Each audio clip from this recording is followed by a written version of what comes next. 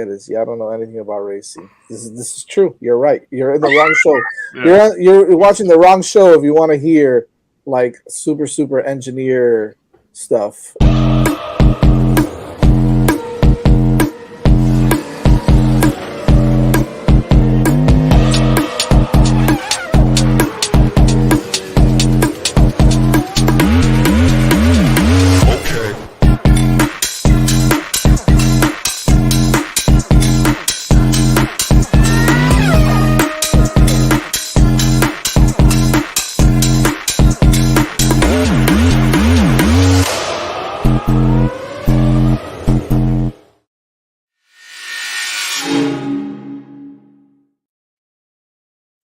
Hello, everyone. Welcome back to Hitting the Apex. I'm Vish here with Evan. Evan, how's it going? You are muted, my friend. Sorry. Good, man. Nice weekend for me, of course. Yeah, you got that Lando Norris start going here with the. Oh yeah. You didn't come out of the gates blazing, but hopefully you'll finish 20 seconds ahead. And if you're wondering where the third member of our crew is, actually he's right here. So hey, Jets. Buenas tardes. Coming in with the Bass Pro Shops, huh? Yeah, well. Oh wait, if we're gonna be showing off hats, then hang on. I like that hat. Look at that! Look at that! There you go. That's a sweet hat. I saw Vish buy the one that he has on right now. So. Nice. Did you know? You didn't buy it this weekend? No. I've had this one for a long time. One of the ones that Jeremy had on sale there. So. I mean, I own like 90% of the hats in that store, so I almost got it, and I almost got the other one that has the little hurricanes on the bill and here. Yeah. It had like this big ass point here, and it looked like a damn. Oh my god! I did the exact same thing. I put it on, and I'm like, "What the?" And so I didn't get it. I know exactly which hat. I love that hat too. It was awesome. I know. I can't do it. I'm sorry. I know. Exactly the same thing. I saw the point on that. I'm like, I can't walk around with this point on my head. No way. Look like a cone head. No, it's like the hat's normal, but then like in the front, instead of like being flat or some caps are like this, they're curved. Some of them are flat. Yeah. It's like the part in the front is just like it's like a corner. Yeah. I have been dying to find a fitted McLaren hat forever. The new one that they have has been out of stock forever, like the 2024 one. But I finally found this one on Sunday, and I'm like, you know what? It's fitting with how the race went and how everything was. Culture Kings, I think, was the website. Oh, Culture nice. Kings. So I ordered it on Sunday. It came in today. Yeah, it came in today this morning, and man, I wanted to make sure I had it for the show tonight. So sweet deal. Looks good, man. Looks good. Thank you. All right. So there was racing this weekend, and there's going to be more racing next weekend. So as is traditions here, Evans and our team won here. So I'll toss it to Evan. First, Lando Norris. We've been talking about his slow starts. He had another one, but this time did not matter. Yeah, I mean, after getting off the line about the same as Max Verstappen, he spun those wheels and Max took off on him. You had more grip right there in the beginning, but after what was it, 10, 15 laps, Lando just drove by him and never even looked in the mirror from that point on. It just seems like for some reason that Red Bull keeps on tearing through its tires, more than it used to, at least, or more than it was. They even reverted that car back to, the spec that it had in the beginning of the year with the floor from the start of the year to try to, work on it or make it work a little bit better. But it with the way that McLaren has been running lately, it has just been a rocket ship. And, it's good to see as a McLaren fan, seeing them dominate like how the race went. I texted, you guys during the race and stuff, saying, are you guys seeing this? Are you guys watching this? Just how dominant, of a performance it was by Lando. And really, he came out and did what he said he wanted to do. He said, before the race weekend that he has to drive like a championship driver. He has to drive like a champion driver. And he really came out and did that the whole weekend. It wasn't just for the race, qualifying on pole, dominating during practice, just having a solid weekend overall in a place that, like we said last week, has literally been Max Verstappen's, most dominant track pretty much, maybe save for the Red Bull Ring, in his career so far. So it's like it's something that I enjoyed. It's something that I'm sure a lot of other fans of McLaren and F1 fans in general enjoyed, was to see somebody else pull a Max Verstappen against him. Yeah, Jazz, your thoughts overall on not just Lando but the race?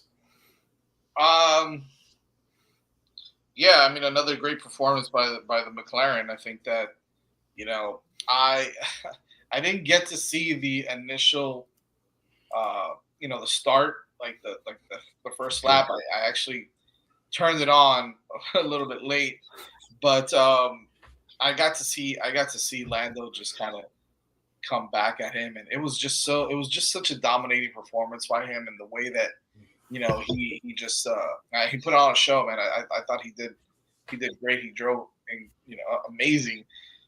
That pass when he overtook Max there, I thought that was.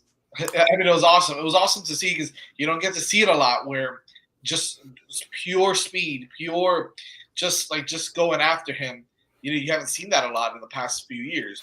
So when you see it, and it's that dominant, the way that he just kind of did it, it was exciting to watch. It gave me a really big smile. So I was really impressed with his day. But again, at the same time, and I talked about this last week, Leclerc does it again, right? He puts on another really good drive and ends up in the podium in a car that he qualified in sixth with. I mean, really solid. I mean, not only him, but another solid drive by Carlos Sainz as well. Yeah, off in 11th and ending up in 5th, and it's I get it. That's my team, but at the end of the day, you got to give them props because of the way that they're driving that car. Considering they haven't figured it out. There's something going on there that they just can't figure out, and I wish they would because Leclerc's driving the hell out of that car and keeping Ferrari in this, and for all intents and purposes, I think Sainz is doing the same thing. So it was fun to watch the whole race. It was fun to watch Russell hit the bed, for lack of a better expression, because I did notice that he was up right at some point. He was in the top 3, right? For a bit. Yeah. Evan and I talked about this backstage. They screwed him, actually. For some reason, they pitted him an extra time, and he would have finished 5th. Right. And they pitted him and let Carlos and Checo pass, and then he wasn't able to make the time back up, which he was never going to be able to make up with that little time left. So I honestly have no idea what they were thinking. They screwed him out of 2 places, though. Yeah. Even though he ended up in 6th, and you think, well, that's good considering what he's been doing. It's still a disappointing drive by Checo, right? I mean. So is that? I mean, you're jumping the gun a little. Is that I guess let's just pivot. Who's your driver of the day and disappointment of the day? No, my bad on that. But yeah, go for it. It was fun. Yeah, my disappointing drive again is gonna be Checo. I just think that he qualified well. He did all right. He did all right in practice. He looked good. It looked like it was gonna be a good day. I think 6 at this point is kind of what we should be expecting, 6 or less, because he just doesn't have it any, and I don't want to say anymore. He just doesn't have it, and it's disappointing because he should be getting more out of that car, and he's not. So that's my disappointing driver of the day, I guess. The team of the and then your driver of the day is Leclerc. Yeah, Leclerc. I gotta go with Leclerc. Just look, aside from Lando, I love what Lando did, but just Leclerc, the way that he's managing that machine that obviously is not the fastest, doesn't have as much pace as the other guys, specifically the top 2, Lando and Max, and he's still putting it on the podium, and he's driving really well. So I got to give it to Leclerc on that. Yeah, and the way he fought off Piastri, in that last part of the race was masterful. I mean, that was what you want to see out of Leclerc. I thought he was going to get him, but he for sure. Yeah, because obviously that McLaren is such a fast machine overall, but the fact that Leclerc was able to hold him off, and there was times where Piastri was in DRS range and he just couldn't stay up there with him. So Leclerc did a great job. I like that pick. What about you, Evan? Who's your driver of the day and disappointment of the day? Well, I mean, I'm gonna go with Lando for driver of the day. I mean, like I said, he walked away from Max Verstappen, the reigning world champion, the guy that everybody said couldn't be beaten.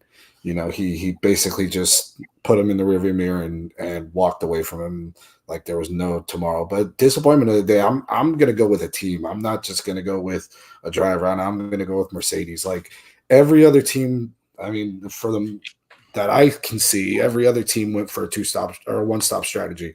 They're the only team that went for a two-stop for both of their cars and messed up. They completely messed up George's race overall, and who would have known where Lewis would have been if he would have stayed on a two-stop? Were they eating through the tires that bad that they had to go ahead and make that second pit stop? Did they really think that it was going to be beneficial to put those softs on and get up there? I mean, it just didn't work out, and it ended up being that they lost points in the constructors because of it. Yeah, I think those are a little bit different situations. Hamilton's screwed up his qualifying, so they went with a offset start. So he started on the softs also, which because he had an extra set of softs because he didn't make Q3, so might as well use these. So that helped him get up a little bit. And then his pit stop, he actually had a free pit stop to Gasly when he took it.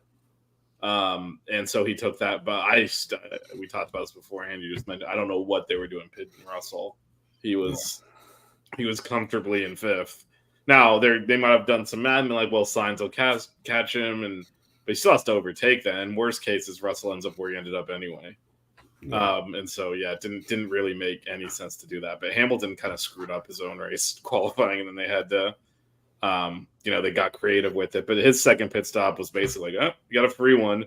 You got a new set of softs. Go get the fastest lap, which he held until Lando chips aside. Look at all his performance. I won by 30 seconds, but look at all his performance I got left in my car, and he just put the fastest lap out there with How old were those tires? 30 laps old or something? Just watch this. Insane. So he had something else for it. Shout out in the chat to Evan's family. Jane, Jeff, Carly, and Dan Berry's always friend of the show. For me, driver of the day, I'll go with Lando. I mean, it's hard to argue with that performance. And we've talked about that already. Disappointment for me is Piastri. You have to pass Sainz. In fact, not only have to pass Sainz, if they're trying to actually compete, we're going to look at the standings in a second. He needs to pass Sainz and Max and get it in second and force Max down the order there. He qualified third because he didn't do a good second qualifying lap where Lando basically beat everyone by 0.3. Oscar screwed up his qualifying lap, which is why he ended up behind Max. Screwed up his start, and then he couldn't overtake Leclerc. And yes, Leclerc gets some credit for that, but the speed with which he closed him down, you got to be able to overtake then. And if he had done that, there was ample time to actually run Max down too, get into second, help McLaren, the constructors, and help Lando and the drivers. And he kind of blew that. And then the other thing, though, I will say, so that was disappointing, but that McLaren is a different car in clean air than anywhere else. And it's and all cars are better in clean air, but you're kind of seeing that it's not that great in traffic. They struggle to overtake. I don't think the straight line speed is that great. So they're very good at catching, but not that good at passing. So when Lando was able to force his way past Max ahead of the pit stop, that's when he was able to open up in clean air. So Oscar never had that chance, but still, as Jazz said, full credit to Leclerc, but that machine should not have been able to hold off. I don't care who was driving it. Should not have been able to hold off for Oscar for that many laps. And McLaren needs those points. They need all of those points. Speaking of which, transition. Those points. The driver standing, Max obviously still ahead. 70 points clear of Lando, and then there's back to Leclerc. That is a 33-point gap from Lando to Leclerc, then Piastri behind that. Sainz rounding out the top 5, and if you go all the way down to 8th, you see George Russell. But no, but I mean, I think at this point is everyone kind of in alignment here that the McLaren is, I guess, the best overall car right now. Yeah, it is now. I think so. Yeah, I think it's the best overall. I mean, we're going to see a pretty big change coming into this week, and we'll talk about this later on when we Yeah. talk about the race coming up. But the overall, it seems like the most consistent when it comes to the different variations of tracks and downforces and stuff like that. So we'll see how it works out. But yeah, overall, I think it's the best car. I mean, I've been saying that at least for the past few weeks or the past few races that we've had that since probably what was it a little bit after Miami, after Lando won that first race, that this car's just been insane, and they've just been making bad mistakes to ruin their races. So Yeah, pretty big turnaround given that they were fourth best at the start of the year, all the way up yeah, to So I mean the top eight are going to be the top eight really, but yeah, there's. I mean, I don't even know if we call it a 2-horse race. It's still kind of a 1-horse race. Max needs to DNF for that gap to close up. Otherwise, if he finishes every race, he's not going to finish 10th, right? Where he only gets a point or something. He's going to consistently put it on the podium if he finishes. So that's just not enough. There's not enough races for Lando to make that up unless there's some kind of issue. Yeah, and that's done that. Shout out to Brandon B. Now the constructors, however, this is much more in play. This could get interesting. Yeah, this is only 30 points, and obviously with constructors, there's a lot more opportunity to make points up because it's double the cars. So, yeah, this one's definitely in play. I mean, I'll go out there and say I think at this point McLaren's probably the favorite for the constructors because I don't see Checo getting points, and if Lando and Oscar are able to consistently get top 3 or top 4, right, and Checo is like maxing out 6, 7, 8, they're gonna. I mean, Max has to win a lot of these races for them to win the constructors. There is that bigger gap between first and second in terms of points. So if Max wins enough races, they'll hold off McLaren. But this is definitely in play. So you feel it's more of a when, not an if. It's all on Max. It's all on his shoulders. He's got to win the drivers' championship. He basically just needs to finish every race. Yeah. To win the constructors, he needs to win. I don't know, a third of them at least, if not more than that. Yeah. Because Checo's just not getting it done. And I mean, we talked about for the drivers to get tighter, he needs to DNF at least once. If he DNFs once, like McLaren might be in front. Yeah, pretty much. I mean, that is that tight. 30 points in the constructors with this many races left is basically nothing. Let's see if we get a similar result to a few years back when what's his name won for McLaren at Monza and Lewis and Max crash each other out. Well, I mean, let's see if that happens. Max crashed Lewis out is what happened and ended up on top of him. Exactly. So if that happens, then we have another McLaren 1-2 that day. Yeah, no, that's true. Although I think you did this earlier. Track characteristics, I don't think favor McLaren anymore as they did back then. With that said, before we get to that, lot of news this week. Let's start with today's breaking news. Wow. R.I.P. South Florida native. R.I.P. Yeah, man. Logan Sargent put out the pasture here. What's you first, Jess? Thoughts on this move at this point and replacing him with a rookie? I know Evan. When we get to you, you've got some of his F2 performances, so we kind of get an idea of who they're putting in that car. But Jazz, what are your thoughts about the timing of this and who they chose to replace him with? I think it was inevitable either way. I don't really know much about the guy they replaced him with, so I thought it might have been, they might have gone the Liam Lawson route or something like that. But it's just it kind of sucks for him. He never could put it together. He never could really kind of get out of his own way, man. He was the Nicholas Latifi of 2023 and 2024, right? Like, let's just be honest. So it's kind of sucks to see him, not be able to put it all together. But I think they needed to make this change. I think it's inevitable, right? Like, he's not going to be there next year anyway. So at this point, it doesn't really matter what you do, whether you keep him there or not. However, again, the other side of it is he's not going to be there the rest of, next year. So just let him go. Let him do it. However, he is costing the team a lot of money by crashing all the damn time. So, yeah, it's kind of like, what do you do? So, I kind of feel bad for him out of the way. Yeah. That's the game, though. So Evan, yeah, your same question to you in terms of the timing, doing this at this point in the season. And also, I know you have a little bit more on Franco Colapinto, who is the latest F1 driver for Williams.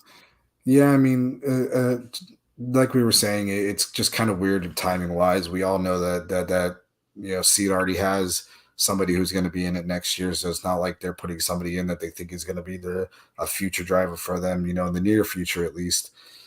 Carlos Sainz that's his car for next year. I mean, that we all know that's the plan. That's what's been announced. That's what's going on. But, overall for this, for the next few races until the end of the year, Franco Colapinto, he's a decent driver. He's, Williams's, up and coming driver that they have from Argentina. And, the best result he's had all year in F2 has been one win in the sprint race at Imola. And that was it. He was 25th last year in F2. Like this isn't somebody who we all look at and go, oh, it's possibly a future world champion. It's possibly a future, front runner, top of the line guy. This is a guy that's got potential, that's in Formula 2, that is in their program, and it's somebody who they feel like, can do better, I guess, than Logan Sargent, maybe at least not bin it every single time, into the gravel pit and destroy half the car, on any given weekend at any given time, whether it be practice or qualifying or something like that. We're also going to see Kimi Antonelli this weekend too. So that's going to be interesting. You got two guys who literally were just racing each other in F2, going to be both out on the same track for FP1 at least, so they get a chance to work in these F1 machines, and see how it works out. I mean, it worked out for Williams last year, the year before, when they put, a rookie driver in at Monza. They had one of the better results that they had. The driver did end up being too good, but at least that one result was pretty good.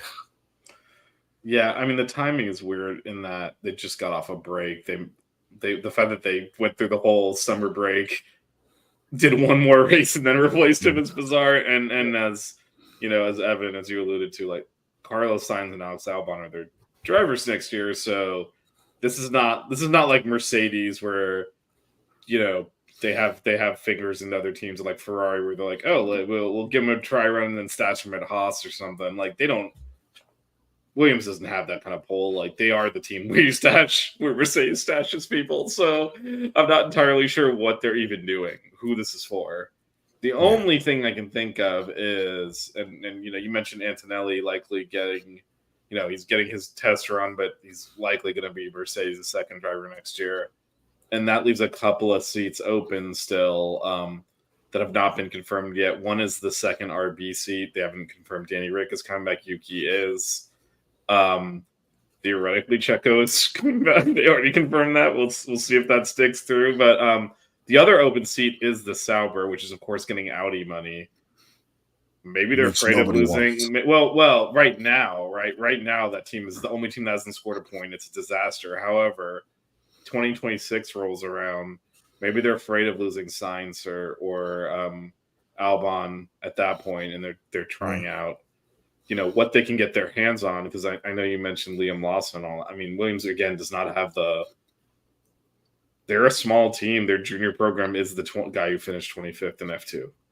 Yeah. I mean, that's kind of where they're, and so it's the only thing I can think of. I mean, he's not really, as Evan to your point, not really on anyone's radar as, that's forget future champion, future F1 driver. And he's getting, but he is for the rest of this year. So kind of a weird move. The other piece of news, Jack Doohan is we mentioned that there's only 2 seats up, and that's because Jack Doohan was confirmed at Alpine. I don't know. So anyone have any thoughts on the Australian? Just another Australian Formula One. That's what we're all looking for. Congratulations. Yeah. There's so much turmoil with that team. I have more questions about the future of that team than anything else. But and what is their purpose at this point? If they're not building engines, what are they exactly doing? I agree. Yeah, they're another customer team. They're another team, with storied history, kind of like Williams. has just fallen off the map, and we'll see if they even stay in. There's been polls going on all in the F1 media sphere that's been saying, is this the team that needs to sell to Cadillac and Andretti? And personally, I think that's the way that they should go. I mean, at the end of the day, if you're not going to care, they came into this saying we're going to be the team that wins off of 40% of the money used and 40% of the resources compared to everybody else, or 60% of the resources, whatever it was. We're going to be a championship winning team in the next 3 years using that amount of resources. And you can't do that in Formula One. Like, you need to spend the money. You need to do the research. You need to do the development. You need to build your cars, and you need to build them the right way. And at the end of the day, if you're not going to even care anymore to build your own engine, you're going to be another customer team. There's really nothing in there for you anymore, especially. They're a major engine manufacturer, so it's actually embarrassing. Like, why are they buying engines from Mercedes? For sure. Anyway, but for this week, they're still driving their whatever you want to call it, Alpine Renault piece of crap at the fastest track on the calendar here. The nicknamed the Temple of Speed for reasons. It's a bunch of straights. So yeah, this is, as Evan alluded to, before this is a race that McLaren won back before they were the dominant car. But I mean, in my end, I'll throw it to you first, Jazz, on this, because as the Ferrari fan, this is your home track. But this feels like a Red Bull track. Like, they're very good in the high speed straights, and this has a whole lot of those. Yeah, I feel like this is it's going to be a Red Bull and McLaren all over the top of that grid there. So I get it. It's a Ferrari track, but It's the Ferrari track. It's their home race. Yeah, Ferrari's probably not going to be in the running here for the podium. I would, but then again, we said this. Said the same thing last weekend in Zandvoort, and look what Leclerc did. So, the boys get inspired enough. You might see a Ferrari on the podium again, but it looks like it's going to be Red Bull and McLaren kind of battling it out. Although, I would say I think Ferrari still has some straight line speed. I think that you've seen it in, they qualify well sometimes, and sometimes their pace is great. They fall off when there's just too much going on the grid, right? Too many corners, too many turns. So it might be an opportunity for them to compete and then maybe get on the podium and do something nice. But I think that, it's Red Bull, and then look for Max to get back on his winning streak here. Yeah, and it is to your point, Jazz. Though this is a track where they essentially bring a different car. Yeah, they run with the skinny, everyone with the skinny rear wigs, and they don't even let. So maybe there is a surprise in there. Hey, and they are going with a black livery. It's pretty sweet if you guys see it. Are they? I had not seen that. Yeah. I saw something about it, but I thought it was just like a render, like not an actual. And they're also wearing black suits also.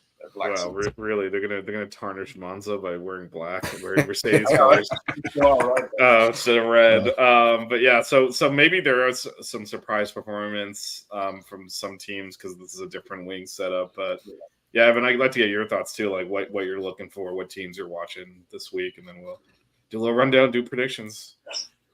I mean, I want to see some of these back market teams, see if they can change up their cars a little bit, like Williams, going in with Alex Albon. We always talk about Williams has, good high-speed car.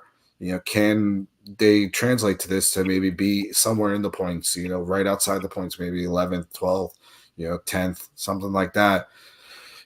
Because this is one of those tracks that, we speak about this all the time. It's a great track. It's a track that a lot of people, have a lot of experience on, that people know.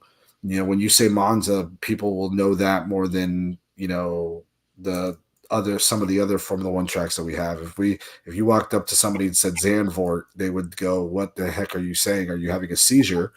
But if you say Monza, most people have heard of Monza before. At least they have an understanding that it's a racetrack. But going back to what I was saying, I want to see some of these mid pack guys, some of these lower teams, somebody who will has the opportunity to move up a little bit, maybe doing one of these changes, maybe work or changing the rear wing, get in a low downforce setting will give them the opportunity to move up a little bit and have good battles. I mean, this is one of those tracks that does play pretty well to overtaking, whether it be at Lesmo 1 and 2, which is turn 6 and 7, or even at Ascari.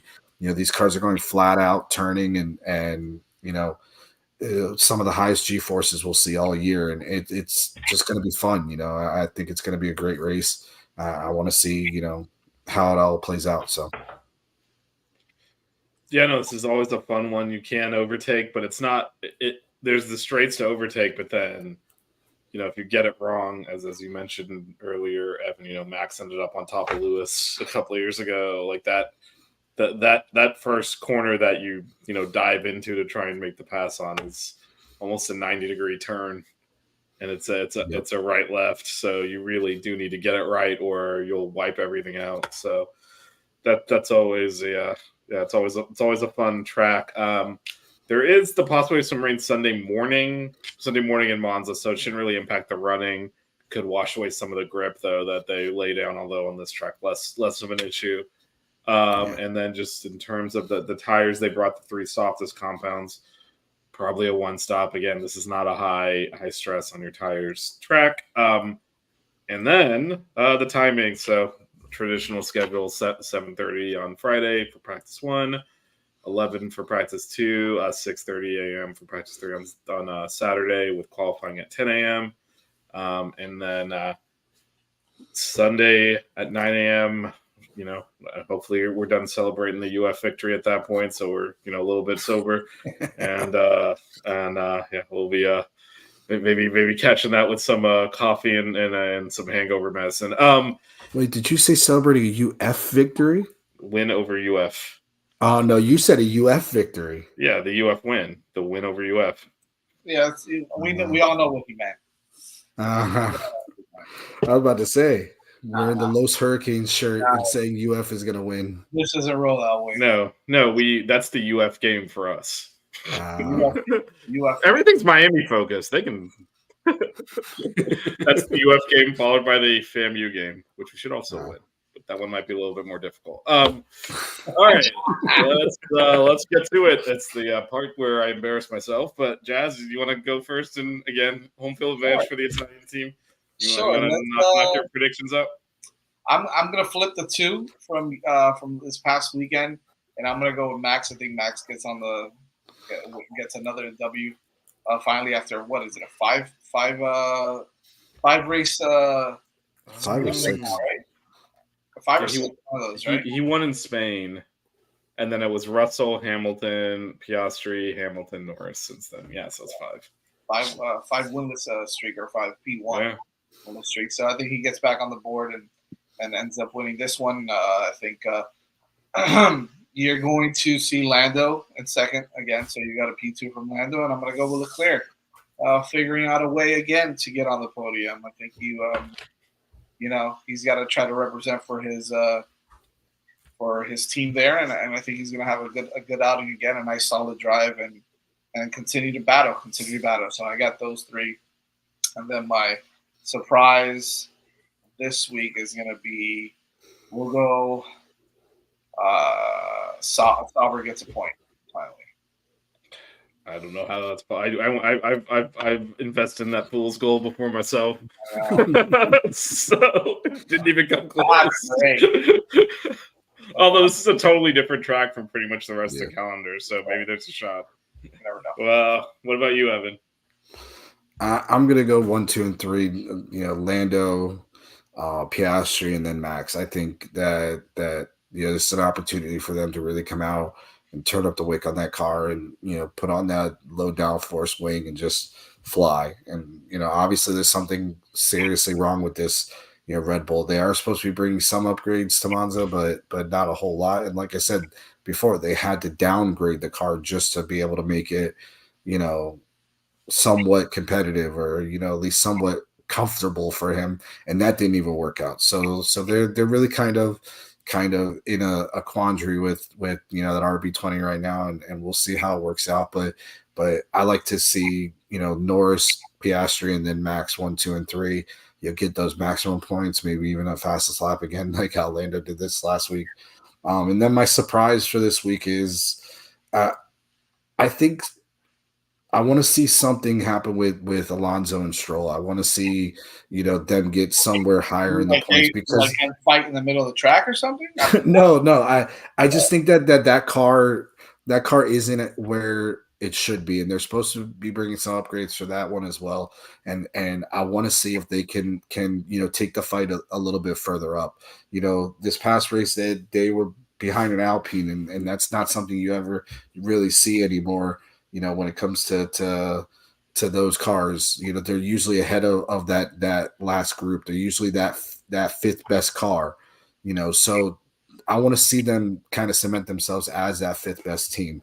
I want to see them come out and make the statement of we can compete with the Mercedes. We can compete with the Ferraris on their bad days. We can't compete with these guys, and they just haven't shown it. At least in the last couple months. They were up there kind of in the beginning of the year, but they've really fallen off a lot, and I want to see them start to get back up, because again, we like seeing the racing. The racing is always fun. Fernando Alonso is always fantastic, when it comes to that head-to-head battles on the track. So we'll see how that works out, but I want to see them do something this week. So maybe them up in the points a little bit higher, maybe that's 6th, 7th, 8th, somewhere around there. That would be my wild card, seeing one of them up there. Okay, yeah, and I know Jazz has his fantasy draft, so if you want to bail out a couple minutes earlier, and miss my brilliance. What pick do you have? I want to hear your predictions first. All right, well, first, real quick, Carly has the same family genes, I guess. Same top 3 there, but she has Danny Rick top 8. Yes, you did copy her, Evan. No, I said it first. All right, and I'll fire this off quick because I know Jazz has to run. So I'll go Lando in first, Carlos in second. Oscar in third, Max DNF. After Colapinto knocks him out, crashes into him, should not be out there driving. He shouldn't be out there. He's a sleeper agent from Williams. It's Latifi's revenge. He handed Max his first title. It's gonna come full circle. I love it. I'm just always going to get close enough to Max to hit him. But still, maybe he'll forget to break into the first turn. Anyway, just real quick. So obviously this weekend we went through the schedule. Race this Sunday, 9 a.m. There isn't a race in the following weekend, so we'll be reviewing Monza next week. And then it's off to Azerbaijan, which is technically considered a European race. And that's the last race in the European calendar. There are only 8 races left after this week. So... Anyway, right, we'll be back next week, same time and place. Talk to you then. Right.